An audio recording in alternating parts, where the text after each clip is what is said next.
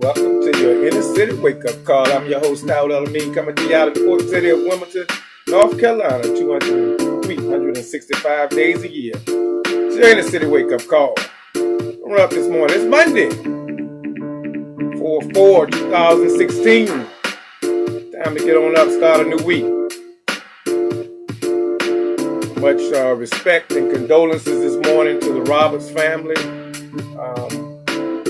Got to bury Miss Bueller today, Mother Bueller. Like I said, she ran a race and she ran it well. So our heart goes out to the family this morning. For you all that still may be interested in paying your respects, the funeral will be today at 10 o'clock at Ephesus Seventh-day Adventist Church. I'm sure the brother would appreciate the presence. But he holding strong. That's my man. He holding strong. For you all that inbox me concerned, hey, he holding. So that's what we do. We ride, we run. Life has to go. But we gonna miss her, and we gonna miss Mom.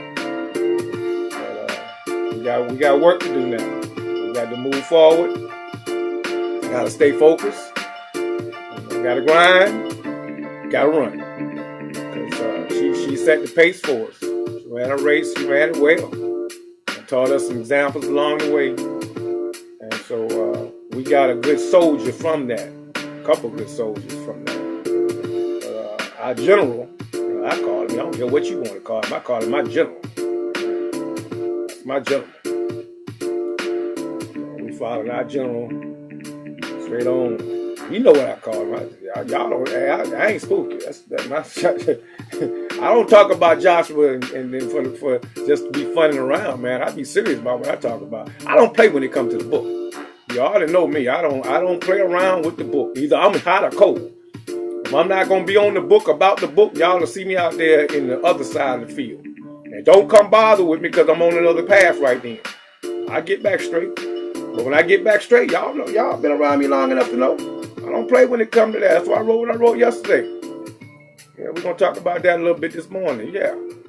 I did some research on Joshua and them 12 spies. When Joshua sent the first crew out there, Moses sent the first crew out to the promised land. They were supposed to spy out the land. And we all know what happened. I wrote that yesterday morning. When he sent the first ones out there, Joshua and Caleb were part of that crew. And they went out into the promised land and they seen it. And Joshua and Caleb were, they were a little younger. And Joshua and Caleb was like, yeah, we got this. How did they know they had it? Well, Joshua and Caleb were young. They were youth. They had seen what they saw. They had saw growing up in bondage. They had never been free. They grew up in bondage. And they seen the hand of God as they walked across the sea. They saw God's hand swallow the enemy. So they knew, without a shadow of doubt, we got this. The old heads had been in Israel for some time, had been in Egypt for some time, a little longer than the children. So they had some understanding of how it used to be before Pharaoh got hard on them. You got to remember, initially, Pharaoh wasn't as hard on the slaves. It wasn't until the deliverer came that he became hard on them. They had it pretty easy. They were slaves, but they had it pretty. They were down in Atlantic Ocean doing their thing, had their families, and they just had to go work on the pyramids all day long. Now here comes the deliverer, says, hey, it's time to go free.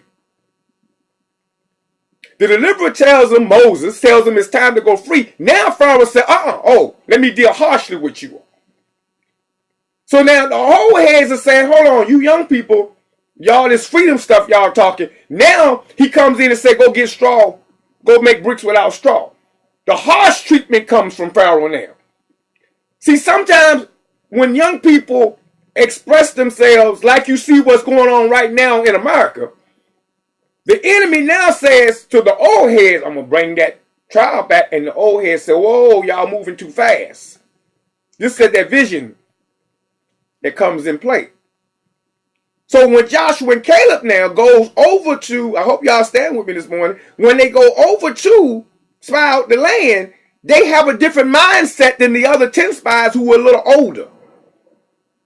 And so when they come back, Joshua and Caleb said, we got this. Why? Because we working with God's hand. The older folks looking at the enemy, saying, I know that enemy, he's tricky. But they are forgetting about that. They're forgetting about the hand of God.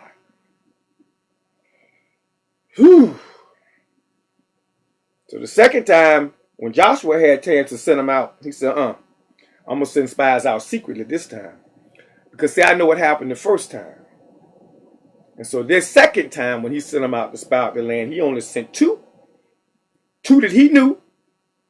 And he sent them secretly to spy out the land and come back and report directly to him, because he knew what would happen if the information got out into the inner circle, that they were spying out the land and that they were attempting to take over what was given to them.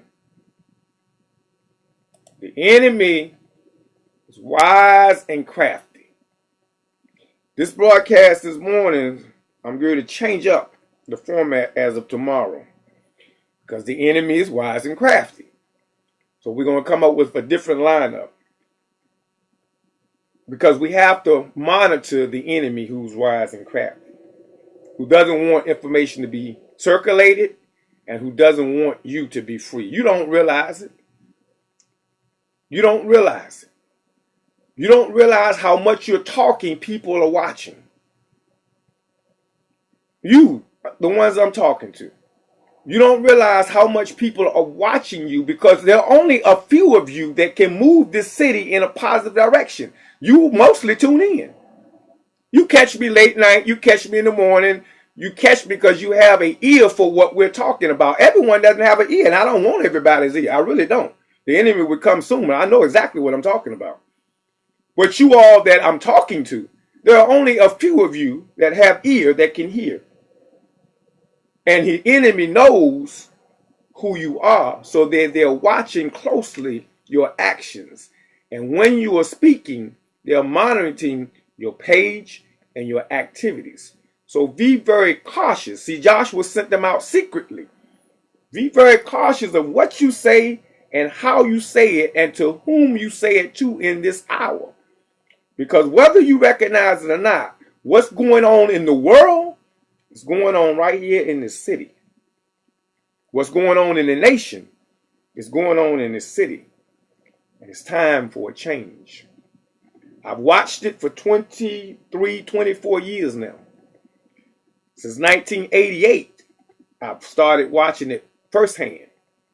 And then I came to Wilmington and I started watching it. And I've watched it closely. And in the next 5 to 10 years, mark my words, you're going to see a change that you have never thought you would witness. And you're going to see a change for the better, with an increase of power in your hands. What you're being tested for right now, you that I'm talking to, you're being tested to see, can you control and handle that power which is about to be given to you in your hands. Mark my word. Now, I ain't being a prophet this morning. Don't get spooky. I ain't crazy. But mark my word. It's being handed. The city's being handed right back to you. The country is being handed right back to you. And the world is being handed right back to you. Study it on every level. What you see as an enemy is not an enemy. It's not an enemy. It's the hand of God forcing the enemy right to your direction. He's playing right into your hand. You all that have studied this is playing right into your hand. And you all that know, now is the gathering season where you have to gather the people wisely. The same way Pharaoh said, come let us deal wisely with them, Joshua said, let me deal wisely with them. And you got to be very candid and very crafty. So be very careful of how much information you put out there, especially on Facebook. Especially on Facebook. Because the enemy is watching and he's constantly plotting and planning because he does not want to be defeated. And you all know who the enemy is. Y'all know what I'm talking about. Y'all know exactly who I'm talking about. He does not want to be defeated. So as we get into this Monday morning, we get into this new week, I want you to think about the words that I just said. How do you plot and plan strategically? Because at this point forward, moving forward, No Covers plans to plot and plan very strategically because we know they're watching now. I've seen the numbers. I've seen the graph. I've seen who's watching, who's not watching. We know which direction we're going into, and now it's time to go forward movement. We canceled a couple of programs we had because it was time. You had to clear the deck. We had to see who's who. Everybody say they with you ain't with you, man. I'm going to say that again. I don't know if you like it or not. Everybody say they with you ain't with you. Everybody's with you just riding sometime just to see which direction you're going in so they can go back and run and tell the enemy where you headed. You have to be smart enough. You got to be smart enough to know that. You got to be wise enough to know that. Any great leader knows that everybody with him ain't with him. He's wise enough to know that. You got to be wise enough. And be careful of what you're saying because they're watching you and they're grabbing your enemy, grabbing those around you and making them your enemies. Jealousy is wicked. Jealousy can spring up in the person right next to you. Jealousy can spring up in your household, man, please. I had a conversation wrapping up this morning. I had a conversation with my son this morning. And he stays with me most sometime on the weekend. He's my fourth child. And it's interesting having when you can have an intellectual conversation with one of your own, that is one of the most beautiful things in the world. When you can sit and have a conversation intellectually with your son or your daughter, and it goes into a long conversation of a thought process, and they come back with something that makes you, whoa, where you get that from, Junior? That is the most beautiful thing in the world because you know you help implement that. And so we were talking about what young people want and what's needed because he's helping me plan the new shows. And we were discussing things that's needed in the community. And it's very surprising. You all that, and that's why I wrote what I wrote the other day. You all that think you know, sometimes we don't know. I'm not going to say you all. We that think we know don't know. We think we know. We don't know everything. And so when you see something happening, don't just jump out here and grab stuff to grab stuff. Like the doggone people in the, it's because it's free, I'm going to grab it. You know, I'm going to claim it.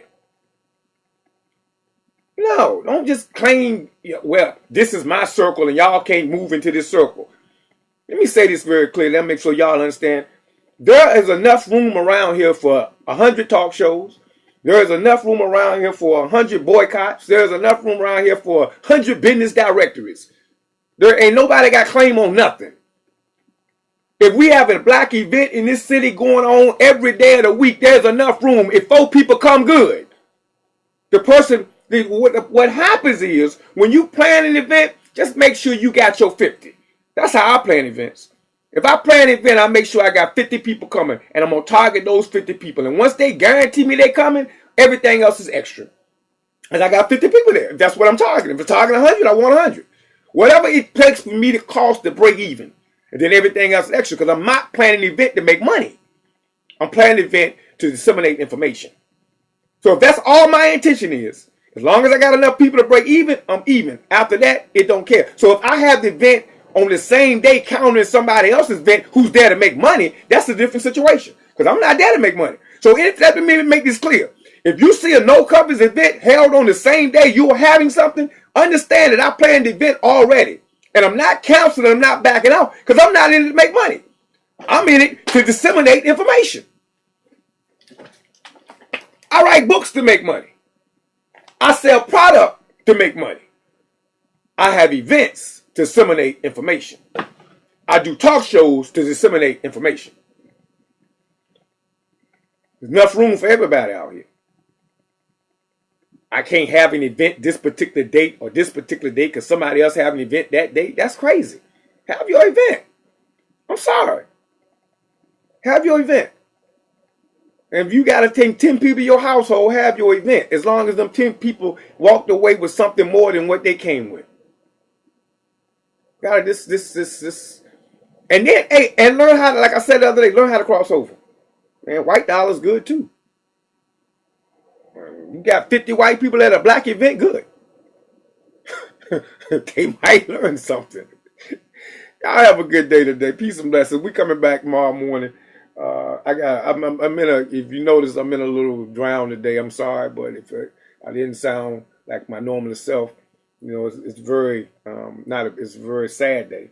I'm trying to make the best of it, and I'm trying to support my brother today, and get through the day, and hold fast because I know it's a lot of people, but we gotta be there for the aftermath down the road. So y'all keep running. Be easy, peace.